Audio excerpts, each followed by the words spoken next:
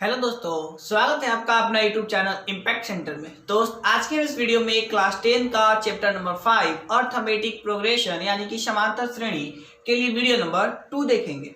इस वीडियो में दोस्त हम वीडियो नंबर 1 से आगे की कुछ डिफिनेशन सीखेंगे और साथ ही साथ कुछ उदाहरण भी इसमें देखेंगे। तो पीछे वाली वीडियो में हमने बहुत सारा चीज का डिफिनेशन सीखा था। इस वीडियो में भी कुछ डिफिनेशन बात करना है। जैसे इस वीडियो में जानना है हमें दोस्त, ये श्रेणी क्या है। श्रेणी क्या है, जैसे आपके सामने ये वर्ड दिखाई दे रहा होगा समांतर श्रेणी। तो हम समांतर श्रेणी पढ़ाएंगे, पहले हम जानते हैं कि श्रेणी क्या है। ध्यान दीजिएगा दोस्त, जब हम किसी अनुक्रम को, आप अनुक्रम समझ रहे होंगे क्या होगा, क्योंकि मैंने पीछे वाली वीडियो में ये अनुक्रम बता दिया है। तो मैंने कहा कि दोस्त, जब किसी अनुक्रम को एक विशेष नियम के आधार पर लिख दिया जाता है तो उसे ही श्रेणी करते हैं। और उस श्रेणी को दोस्त हम 3 भागों में बांटते हैं। पहला, जिसका नाम है समांतर श्रेणी, दूसरा गुणोत्तर श्रेणी और तीसरा हरात्मक श्रेणी। चूंकि हमारा सिलेबस क्या है, समांतर श्रेणी पढ़ना, और बाकी के जो 2 बच रहा है, गुणोत्तर श्रेणी और हरात्मक श्रेणी, उसे क्लास 11 में हमें पढ़ना है। तो आइए मैं इसका डिफिनेशन लिख देता हूं, आप अपने कॉपी पर इसको नोट कर लीजिएगा। ओके, चलिए इस डिफिनेशन लिख रखा है और आप अपने कॉपी पर इसको नोट कर लीजिए। एक बार फिर से मैं इसको रीड कर देता हूं, सुनिएगा ध्यान से। क्वेश्चन लिखिएगा, श्रेणी क्या है, व्हाट इज प्रोग्रेशन। तो इसका आंसर है कि जब किसी अनुक्रम को, जैसा कि मैंने थोड़ी देर पहले बोला वही बातें लिखा हूं, कि जब किसी अनुक्रम को किसी विशेष नियम के आधार पर लिख दिया जाता है तो उसे ही श्रेणी कहते हैं। और दोस्त, श्रेणी के प्रकार यानी टाइप्स ऑफ प्रोग्रेशन, तो ये 3 प्रकार के होता है, मैंने बताया थोड़ी देर पहले। पहला बोलते हैं समांतर श्रेणी, अर्थमेटिक प्रोग्रेशन। दूसरा गुणोत्तर श्रेणी, ज्योमेट्रिक प्रोग्रेशन। और थर्ड हरात्मक श्रेणी, हार्मोनिक प्रोग्रेशन। दोस्त, मैं आपको एक छोटा सा नोट लिखवा दूंगा और आप अपने कॉपी पर जरूर लिखिएगा। वो ये कि नोट जीपी और एचपी मतलब गुणोत्तर श्रेणी और हरात्मक श्रेणी आईएससी में पढ़ना है। ये अपने नोट करके लिख लीजिएगा, क्योंकि ये माइंड सेट रहे कि हाँ, इस दोनों को हमें यहाँ पर नहीं पढ़ना है। मेन कौन सा पढ़ना है, तो आंसर है समांतर श्रेणी पढ़ना है। तो आइए अब हम जानते हैं कि समांतर श्रेणी क्या है, क्योंकि मैं बार बार कहता हूं आपको हर एक चीज दूंगा, एक बेसिक टू एडवांस ले जाना है आपको। पहले डिफिनेशन सहित आपको मैं भूमिका बनवा रहा हूं कि कैसे पढ़ना है, और फिर मैं अब टॉपिक पर स्टार्ट कर रहा हूं समांतर श्रेणी। चलिए इसको रफ करते हैं, इसको उतार। ओके दोस्त, आइए अब हम समझते हैं कि ये समांतर श्रेणी क्या है। तो जैसा कि आपको डिफिनेशन दिखाई दे रहा होगा, ये सिंपल डिफिनेशन है। मैं डिफिनेशन पढ़ाऊंगा उससे पहले मैं कुछ उदाहरण आपके सामने लिख रहा हूं, उसको ध्यान से सुनिएगा। जैसे मैंने लिखा 2 4 6 8 10 डॉट डॉट डॉट 100 तक, मान लीजिए सपोज हमने इसको लिखा। ओके, ऐसे में आपको ये बात पता है, इसको हम A1 बोलते हैं, इसको A2 बोलते हैं, इसको A3, इसको A4, इसको A5 डॉट डॉट, इसको AN बोलते हैं। ये बात मैंने पीछे वाले वीडियो में बता दिया है। अगर आपने उसको नहीं देखा है तो उसका लिंक डिस्क्रिप्शन में मैं दे दूंगा, उसको जरूर देख लीजिएगा। ओके, अब इसके बाद दोस्त हम इस जो नंबर लिखे हैं, इस नंबर में अगर देखिएगा गौर से तो कुछ खास बात दिखाई दे रहा होगा। वो ये कि अगर मैं 2 में, इस 2 में 2 ऐड करूं तो नेक्स्ट वाला टर्म मिल रहा है। फिर अब इसको देखिएगा तो इसमें भी अगर मैं 2 ऐड करूं तो क्या मिल रहा है, नेक्स्ट मिल रहा है। फिर इसको देखिएगा, फिर 2 ऐड करिएगा तो बाद वाला मिल रहा है, फिर 2 ऐड करिए फिर से बाद वाला मिला। आप हर बार ये ऑब्जर्व कर रहे हैं कि जो पीछे वाला नंबर है,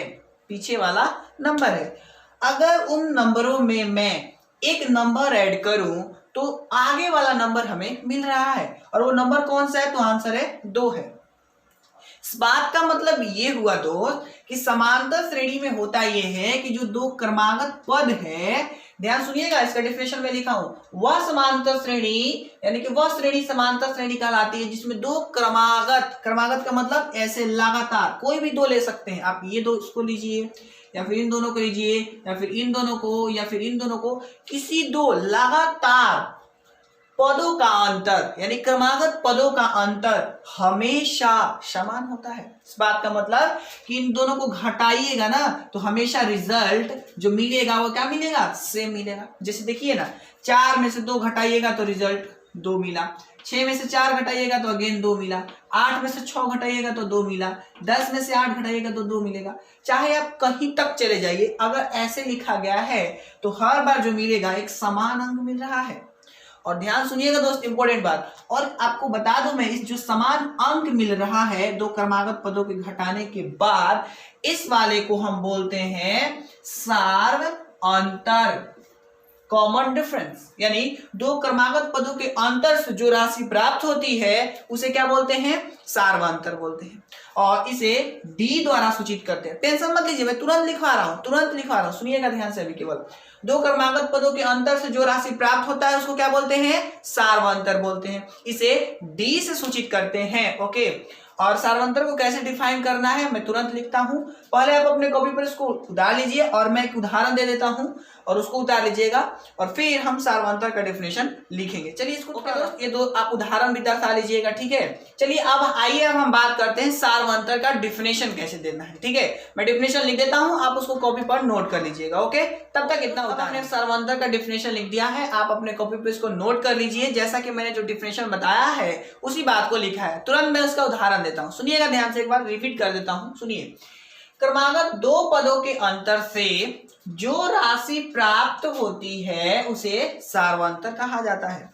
पैराग्राफ चेंज, फिर लिखिएगा सार्वअंतर को डी द्वारा सूचित किया जाता है। फिर अगला स्टार देकर लिखिएगा दोस्त कि इसे निम्न प्रकार से प्राप्त किया जाता है। मतलब इसका सूत्र सार्वअंतर बराबर होता है an माइनस an माइनस 1। तो ये मेन मीनिंग समझना है, ये क्या है मैं आपको तुरंत क्लियर कर देता हूं। जैसे दोस्त देखिएगा ध्यान से एकदम, मैंने लिखा 6, 12, 18, फिर लिखा 24 ... 60 तक, ठीक है, इतना लिखा। अब मैंने यहां से कहा कि इसका सार्वअंतर निकालिए। अब कैसे निकालेंगे ध्यान से सुनिएगा। मैं यहां लिखूंगा, यहां आपको ये बात पता है दोस्त, a1 है, मैंने पीछे वाले वीडियो में बताया है। तो ये रहा आपका a1, तो a1 बराबर कितना? तो आंसर है 6। a2 बराबर, तो आंसर है 12। ध्यान से सुनिएगा, बहुत इंपॉर्टेंट बात बताने वाला हूं।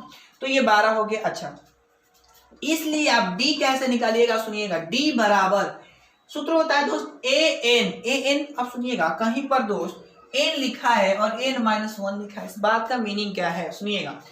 n का मतलब जैसे हमने लिख दिया 4, तो ये क्या होगा? सिंपल, n की जगह पर कितना रखा? 4, तो यहां पर क्या रखेंगे? 4 माइनस 1, यानी 4, इधर क्या हो जाएगा? 3। तो इस बात का मतलब ये हुआ कि n बड़ा है और n माइनस 1 छोटा है कि नहीं है। जैसे एक और 7 हमने ले लिया, तो n माइनस 1 कितना मिलेगा? तो 6 मिलेगा। तो मतलब इसका यह हुआ दोस्त कि जो बाद वाला है, यानी कि बाद वाला अब माइनस पहले वाला, एक पहले वाला, सुनिएगा, ये हमारा बाद वाला है और उसके एक पहले वाला, फिर बाद वाला, एक पहले वाला, बाद वाला, एक पहले वाला। कभी भी दो ऐसे घटाना है, ऐसा नहीं कि 24 में से 6 घटा दिया, एक बार 18 में से 6 घटा दिया, तो अंतर समान नहीं मिलेगा, क्योंकि क्रमागत नहीं है। देखिए एक यहाँ है और एक यहाँ है।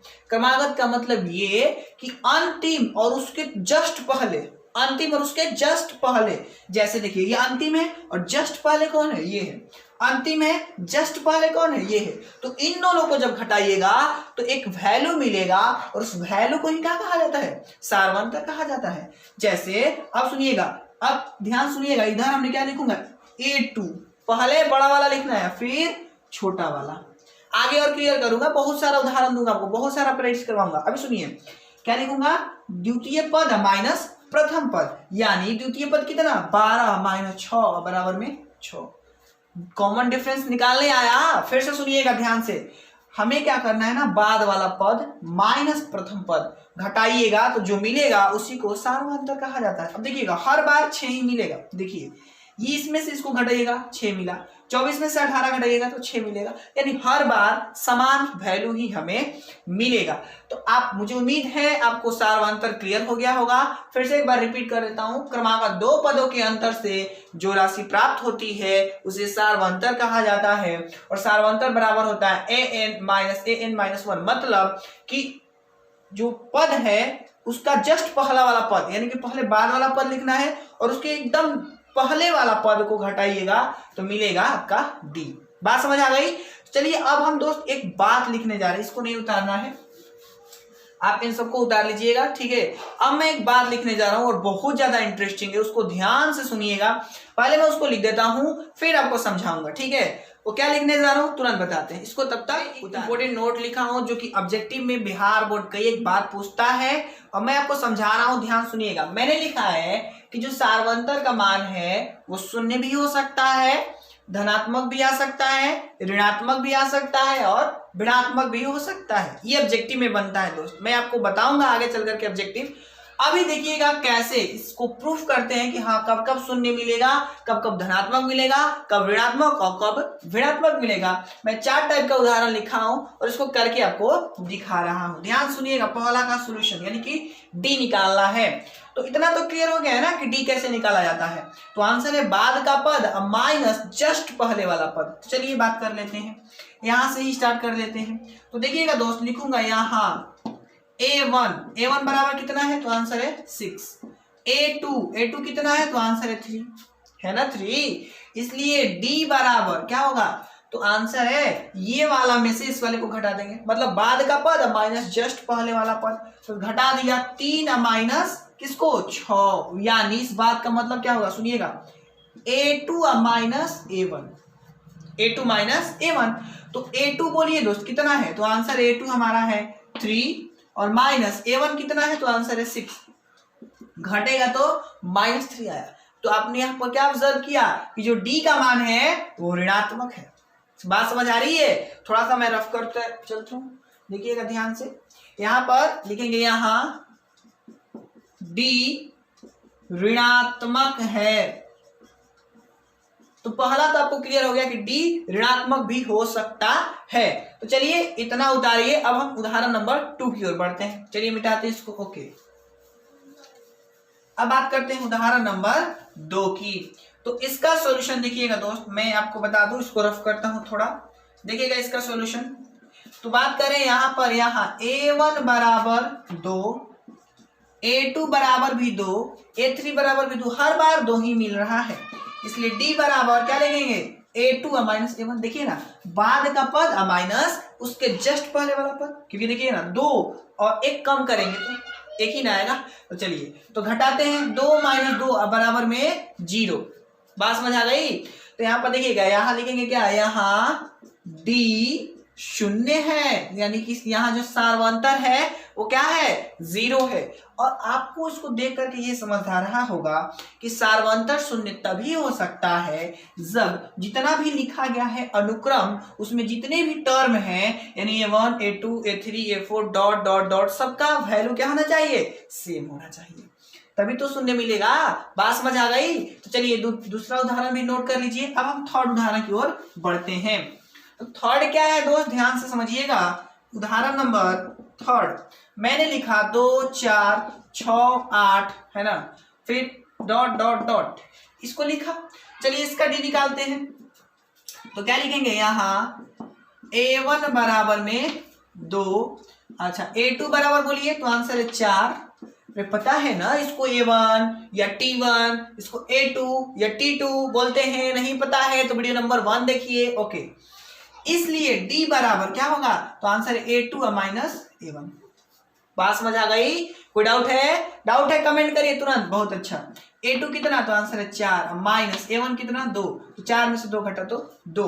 तो लिखेंगे यहाँ D क्या है, तो आंसर है धनात्मक है, यहाँ D धनात्मक है। तो 3 ऑब्जर्व आपको करवाया कि अच्छा। एक दोस्त बार बार आप सोच रहे होंगे कि यार D A2 माइनस A1 से ही निकलेगा क्या, तो आंसर है नहीं, आगे भी मन हो तो निकाल सकते हैं आप। अगर मन है तो A3 लिख लीजिए। A3 कितना है दोस्त, तो आंसर है 6 है। तो आप यहां से D भी निकाल सकते हैं, इसलिए D बराबर ऐसे भी निकाल सकते हैं, इसमें से इसको घटाइएगा। लेकिन इतना याद रखिएगा, अगर आपने A3 लिखा तो इसके बाद A1 नहीं लिखना होगा, क्योंकि मैंने थोड़ी देर पहले फॉर्मूला बताया था ना, AN माइनस AN माइनस 1। मतलब अगर N कितना है, 3 है, तो यहाँ पर 3 माइनस 1 2, तो A3 माइनस A2 अब निकाल सकते हैं, फिर भी सेम आएगा। देखिए A3 कितना 6 और माइनस A2 कितना, तो आंसर है 4। तो घटेगा तो 2। तो आपने देखा ना, यहाँ पर भी D2 आया, यहाँ पर भी 2 आया, तो हर बार समान मिलेगा। तो यहाँ पर हमें यह समझ आया कि D क्या है, धनात्मक है। और एक उदाहरण मैं आपको समझाता हूँ, इस वाले उदाहरण को देखिएगा ध्यान से एकदम। मिटाते हैं इसको, चलिए ठीक है। अब बात कर लेते हैं लास्ट उदाहरण की। लास्ट में क्या लिखा गया है दोस्त, ध्यान से सुनिएगा। यहाँ पर इसका सोल्यूशन देखते हैं, इसका हमें डी निकालना है। तो सबसे पहला काम, यहाँ a1 बराबर कितना, तो 0, a2 बराबर, तो आंसर है 3/2, है ना। इसलिए d बराबर, सूत्र क्या है दोस्त, तो a2 माइनस a1 होगा ना, बाद का पद, अब माइनस जस्ट पहले का पद घटा दिया। अच्छा a2 बोलिए तो आंसर है 3/2, माइनस a1 बोलिए तो आंसर है 0, घटेगा तो 3/2। तो यहाँ पर क्या लिखेंगे हम, यहाँ d भिन्नात्मक है। तो आपने ये सीखा दोस्त निष्कर्ष में कि जो सार्वंतर है वो शून्य भी हो सकता है, धनात्मक भी हो सकता है, ऋणात्मक भी हो सकता है और साथ ही साथ भिन्नात्मक भी हो सकता है। ये सब बातें हमने इस वीडियो में समझा। अब दोस्त मैं आपको बताऊं एक बात, इसके बाद वाले वीडियो में, आज के लिए हम इतना ही रखेंगे, इसके बाद वाले वीडियो में हम एपी की गणितीय परिभाषा सीखेंगे और कुछ उदाहरण वहीं से बनाना सीखेंगे। टाइप वाइज करके मैं आपको हर बार पढ़ाऊंगा कि ताकि आपसे एनसीईआरटी में बार बार कहता हूं थ्योरी क्लास देखिए और फिर चाहे आप मैं दोस्त बार बार कहता हूं कि पहले आप थ्योरी क्लास देखिए, उसके बाद आप चाहे केसी सिन्हा बना रहे हो या फिर R D Sharma, R S Agarwal, कोई भी बुक, एनसीईआरटी तो बहुत आसान काम हो जाएगा। क्योंकि मेरा कहना है दोस्त कि आपको अगर मैथ आता है, आपको अगर गणित आता है तो बुक आता है, लेकिन जिसको अगर बुक आता है तो उसको गणित नहीं आता है। तो मैं हर बार कोशिश करता हूं कि आपको गणित सिखाऊं, न कि आपको किताब बनाना सिखाऊं। क्योंकि सोचिए दोस्त, किताब तो सबको बनाने आता है, गणित आ गया जिस दिन तो फिर बुक आपके सामने कितना भी रख दिया जाए आप उसको आसान से सोल्यूशन कर सकते हैं। तो वो कब करिएगा, जब आप मेहनत करिएगा। तो हर बार मैं बोलता हूं घूम फिर करके कि आप पढ़िए दोस्त, क्योंकि पढ़ने में ही सब कुछ है। अगर पढ़ जाइएगा एक बार 2 साल और पूरा जज्बा के साथ, जुनून के साथ, तो फिर आप बहुत अच्छा कर जाइएगा। ठीक है, तो नेक्स्ट वीडियो में हम सीखेंगे और कुछ बातें। आज के लिए बस इतना ही। तो अगर आपको ये वीडियो अच्छा लगा है तो इसको लाइक कीजिए, कमेंट कीजिए और दोस्तों को शेयर कर दीजिए। मिलते हैं नए वीडियो में, तब तक के लिए जय Hind and thanks for watching.